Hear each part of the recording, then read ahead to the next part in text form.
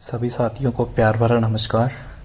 अभी हम बात करने वाले हैं कार्यालय निदेशक माध्यमिक शिक्षा राजस्थान बीकानेर की तरफ से गेस्ट फैकल्टी के लिए जो नोटिफिकेशन आई है 18 जुलाई 2022 को, इसके बारे में आप सभी को ज्ञात होगा कि राजस्थान की गवर्नमेंट सरकारी विद्यालयों में गेस्ट फैकल्टी के रूप में निजी अभ्यर्थियों या फिर सेवानिवृत्त अध्यापकों को भर्ती कर रही है, जिसका एक विस्तृत नोटिफिकेशन आपके स्क्रीन पर आ रहा होगा।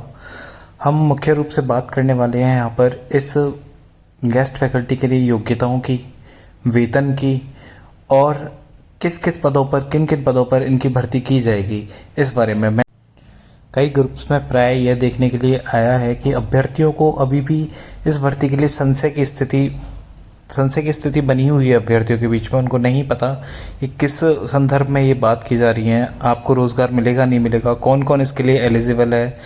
तो सबसे पहले हम देख लेते हैं कि विद्या संबल योजना के तहत सेवानिवृत्त शिक्षकों निजी अभ्यर्थियों की गेस्ट फैकल्टी के रूप में लगाए जाने के संबंध में ये सर्कुलर बीकानेर की तरफ से जारी हुआ है। तो मुख्य रूप से हम इसके बारे में बात करेंगे कि आज आपको कि निजी अभ्यर्थियों को क्या चाहिए, वांछित योग्यता क्या है इन पदों पर भर्ती प्राप्त करने के लिए।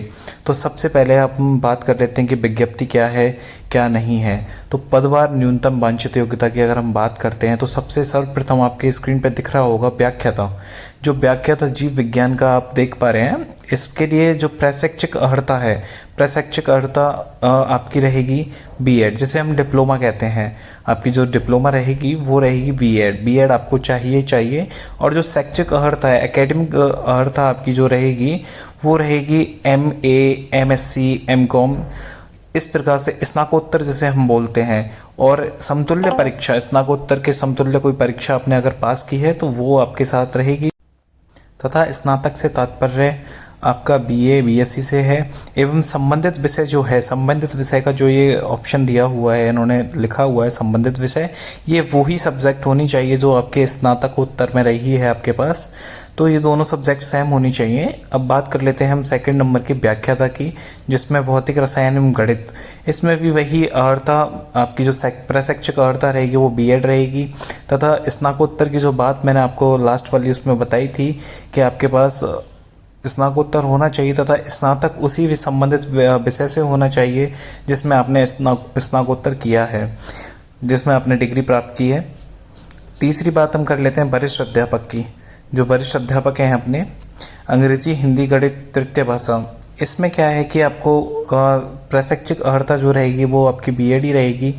तो वैकल्पिक विषय के रूप में आप संबंधित विषय के साथ स्नातक या समतुल्य परीक्षा, वैकल्पिक विषय से मतलब है ऑप्शनल सब्जेक्ट, कंपलसरी वाली सब्जेक्ट नहीं होनी चाहिए, ऑप्शनल सब्जेक्ट आपकी होनी चाहिए जिसके साथ आपने स्नातक की डिग्री प्राप्त करी हो।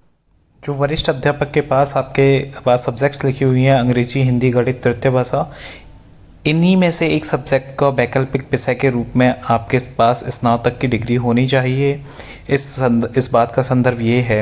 अब बात कर लेते हैं हम वरिष्ठ अध्यापक विज्ञान की, जिसके लिए प्रशिक्षक अर्हता आपकी वही सेम रहेगी तथा भौतिक विज्ञान, रसायन विज्ञान, प्राणी विज्ञान एवं वनस्पति विज्ञान तथा सूक्ष्म जीव विज्ञान, जैव प्रौद्योगिकी एवं जैव रसायन विज्ञान, ये इनमें से आपको 2 विषय, कम से कम 2 विषय ऑप्शनल सब्जेक्ट्स के रूप में स्नातक आपके पास होना चाहिए। नेक्स्ट बात कर लेते हैं वरिष्ठ अध्यापक की। सेम आपकी वही योग्यता है, इतिहास, भूगोल, अर्थशास्त्र, जो पॉलिटिकल, अपनी मतलब जितनी भी एसएस के सब्जेक्ट्स हैं आपके पास, उनमें से किसी 2 सब्जेक्ट से आपके पास स्नातक होना चाहिए। ये अपने वरिष्ठ अध्यापक की हम बात कर ली हमने।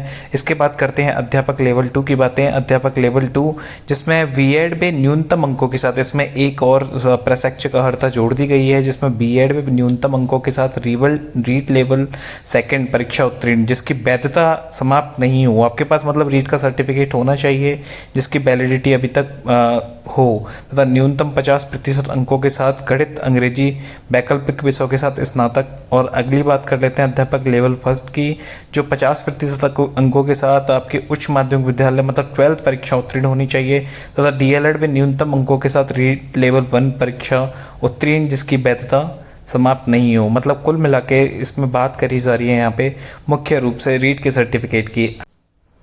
अगला है शारीरिक शिक्षा अध्यापक। इसके लिए आपको आपके पास सीपीएड, डीपीएड या बीपीएड की डिग्री जो मान्यता प्राप्त है उससे प्राप्त होनी चाहिए तथा मान्यता प्राप्त से 12th या इसके समतुल्य परीक्षा आपने पास कर रखी हो। नेक्स्ट इसमें प्रयोगशाला सहायक के बारे में बात की गई है, जिसके लिए कोई भी प्रशैक्षिक अर्हता नहीं रखी गई है। भौतिक विज्ञान, रसायन विज्ञान, जीव विज्ञान जो आपके सामने स्क्रीन पे सब्जेक्ट्स आ रही हैं, इनमें आपको सीनियर सेकेंडरी की परीक्षा आपने उत्तीर्ण कर रखी हो। अच्छा, अगला बात कर लेते हैं सेवानिवृत्त अभ्यर्थियों हेतु क्या चाहिए तथा आपके लिए क्या योग्यता है। और सेवानिवृत्त जो अध्यापक हैं उनके लिए ये शर्त है कि उनकी जो उम्र है 65 वर्ष से अधिक ना हो। ये सेवानिवृत्त अभ्यर्थियों के लिए ये शर्त रखी गई है इस सर्कुलर में। तो सेवानिवृत्त शिक्षक सेवानिवृत्ति के समय जिस पद पर कार्यरत था उसी पद पर उसको गेस्ट फैकल्टी के रूप में लगाए जाने के लिए पात्र होगा, बशर्ते उसने आवेदित पद की न्यूनतम वांछित शैक्षणिक योग्यता अर्जित की हो। ये इसमें अथवा में है। अध्यापक लेवल 1 एवं लेवल 2 के लिए सेवानिवृत्त शिक्षक हेतु रीट परीक्षा उत्तीर्ण करने की बाध्यता खत्म कर दी गई है। उनके लिए रीट लेवल 1 व 2 की जो रीट का प्रमाण पत्र की हम बात कर रहे थे अध्यापक लेवल 1 व 2 के लिए, ये सेवानिवृत्त अभ्यर्थियों के लिए नहीं है। तथा अब हम बात कर लेते हैं आपके लिए जितने भी अपने बेरोजगार भाई बहन हैं उनके लिए विद्या संबल योजना में निजी अभ्यर्थियों के रूप में जो गेस्ट फैकल्टी चयन की प्रक्रिया है उसमें मुख्य रूप से आपके लिए जो मेन चीज़ है वो ये है। ये 11 पॉइंट्स आपके लिए हैं। इसकी चयन प्रक्रिया क्या रहेगी कि आपके जो पीओ स्कूल है, जो बड़ा स्कूल है आपके गांव में, जो 12 तक का स्कूल है, उसका प्रधानाचार्य, उनके प्रधानाचार्य एवं उसी विद्यालय से 2 वरिष्ठ टीचर, अगर वरिष्ठ टीचर अनुपस्थित हैं तो किसी सीबीओ कार्यालय के अधीन विद्यालय से 2 टीचर्स आपको लिया जाएगा। अगला है कैलेंडर। इस भर्ती का सबसे पहले कैलेंडर जारी किया जाएगा। अभी तक कोई कैलेंडर जारी नहीं हुआ है, तो आपसे निवेदन है कि आप इस चैनल को सब्सक्राइब कर दें ताकि आपको जो भी अगर कैलेंडर आता है तो सबसे पहले आपको नोटिफिकेशन प्राप्त हो पाए।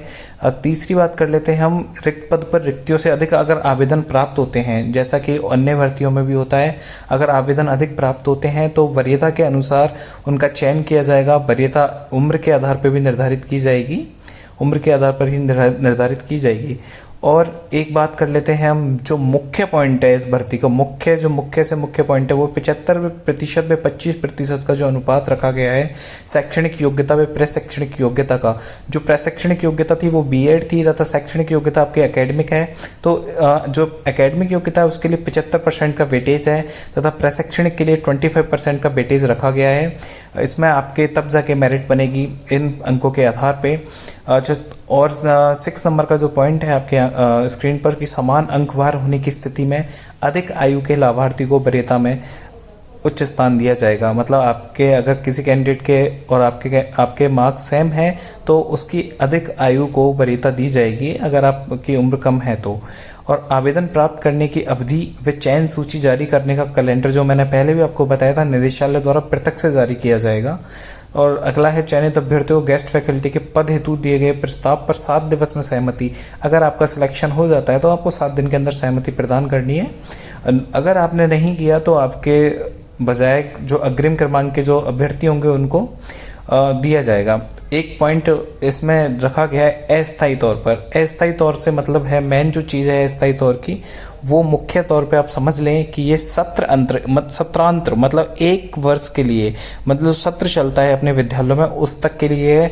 अथवा उस पद पर जिस पद पर आप लगे हुए हो वहाँ पर अगर कोई रेगुलर टीचर की भर्ती हो जाती है तो आपकी जो गेस्ट फैकल्टी है वो समाप्त कर दी जाएगी। ये मुख्य रूप से आप ध्यान रखें। अगला बात कर लेते हैं, जो मेन मुख्य चीज़ है वो है गेस्ट फैकल्टी टू मानदेय की दर। जो गेस्ट फैकल्टी है उसके लिए मानदेय क्या रहेगा, अपने वेतन क्या रहेगा।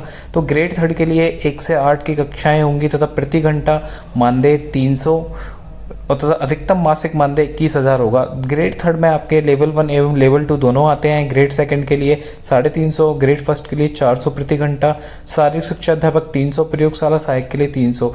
मतलब अधिकतम मासिक मानदेय जो यहाँ पे दिया गया है इससे ज़्यादा आपके वेतन नहीं रहेगा।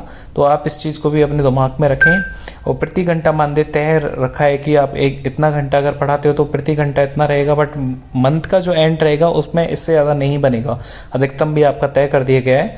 और आप इस पॉइंट को भी गौर से देख लीजिए, गेस्ट फैकल्टी के कार्य का नियमित अवलोकन संस्था प्रधान द्वारा किया जाएगा तथा कार्य कुशलता, दुराचरण एवं अनियमितता या कार्य से अनुपस्थिति की स्थिति में सक्षम अधिकारी द्वारा बिना कारण बताए गेस्ट फैकल्टी के कार्य से निर्मुक्त कर दिया जाएगा। तो आप इस चीज़ को भी अपने कर्तव्य पालन में ध्यान रखें। अगली बात तो हम कर लेते हैं कि कैलेंडर की, ये कैलेंडर कब आने की संभावना है। तो इस बारे में जैसे ही बीकानेर निदेशालय की तरफ से कोई प्राप्त हुआ, सबसे पहले हम आपको बता देंगे। इसके लिए आप इस चैनल को सब्सक्राइब कर लीजिए ताकि सबसे पहले आपको नोटिफिकेशन मिल जाए। तो आप कृपया करके इस चैनल को सब्सक्राइब कीजिए और वीडियो को लाइक कीजिए तथा शेयर कीजिए सभी बेरोजगार अभ्यर्थियों के साथ ताकि वो भी इस भर्ती के बारे में जान पाएँ। तो thank you so much guys, आपने एंड तक इस वीडियो को देखा। आगामी जितनी भी न्यूज़ होगी हम आपको आगे से आगे सूचित करने की कोशिश करेंगे। धन्यवाद, बहुत बहुत धन्यवाद।